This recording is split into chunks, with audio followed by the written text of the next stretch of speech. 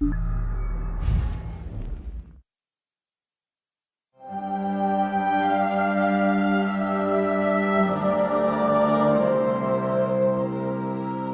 the situation in Tamriel is that you've got three young muscular alliances around the periphery of the continent, and in the center is Cyrodiil, and there's a power vacuum there. Now, Cyrodiil is a big prize, a fertile heartland of the continent, and it's also the symbol of power over Tamriel in the white gold tower that has been the center of the empire for millennia now. So the three alliances all have their own reasons why they feel like they should be ruling Cyrodiil, but the fundamental reason is that the empire and Cyrodiil and the family of nobles, the Tharns that are ruling it, are weak, and the alliances are strong.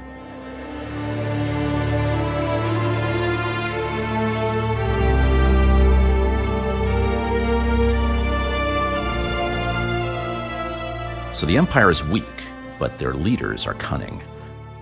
The current occupant of the Ruby Throne in the Imperial City is Empress Regent Clivia Tharn, and her father is actually the Chancellor of the Elder Council. His name is Abner Tharn, and he is a very old but powerful and really wily battle mage, and his family have been secret Daedra worshippers for generations. So when he sees the threat of the three alliances around the periphery and their inevitable interest in Cyrodiil, he turns to his family's old allies, the Daedra, and Molag Bal's main agent on Tamriel, the necromancer Lord Manamarco. As the alliances become aware of Abner Tharn's Daedric connections, that becomes just one more powerful incentive to go into Cyrodiil and take him out. So, the alliances are very different, and they have different reasons, and they have different justifications for why they are going to be marching into the center of the continent. And this goes back to the individual leadership of the three alliances, and their motivations for why they're doing this in many ways reflects the values of the alliances themselves. For the Daggerfall Covenant, the reason why they feel they must prosecute this war really goes back to history for them. The leader of the Daggerfall Covenant is High King Emric of Breton.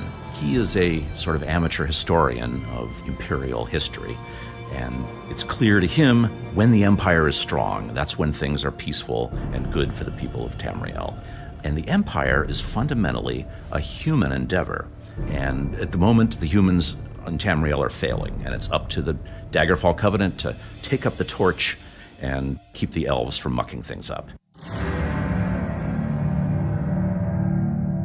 Now, the Ebonheart Pact is more attuned to the mystical side of things. When they become aware that there's a great threat to Nirn, they decide that they're going to have to mobilize to confront it. Almalexia, one of the living gods of the tribunal, and one of the leaders of the Ebonheart Pact, she takes notice. The scryers and the priests and the wizard tell her that Molag Bal has got some kind of great, magical, existential threat to Nirn. Now, having the Empire working with Molag Bal and Manamarco absolutely cannot be tolerated. So the Ebonheart Pact decides they're going to have to muster their forces and march on Cyrodiil.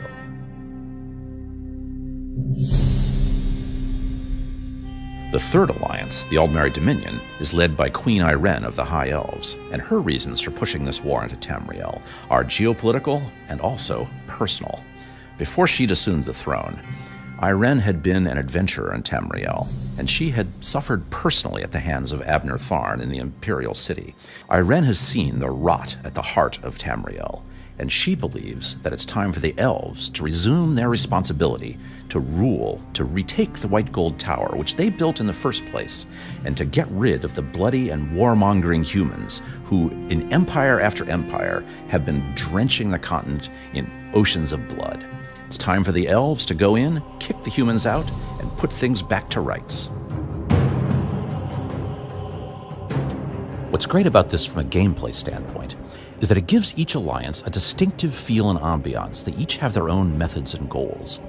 And the player gets to experience this difference from inside each alliance. They get to take up these methods and try to achieve these goals as they're playing through the story of the Alliance War. It's a hallmark of the Elder Scrolls series. There is no single truth about the world, that everybody sees things from their own vantage point. And it's that legacy of a rich and nuanced world that we've taken up and expanded upon for Elder Scrolls Online.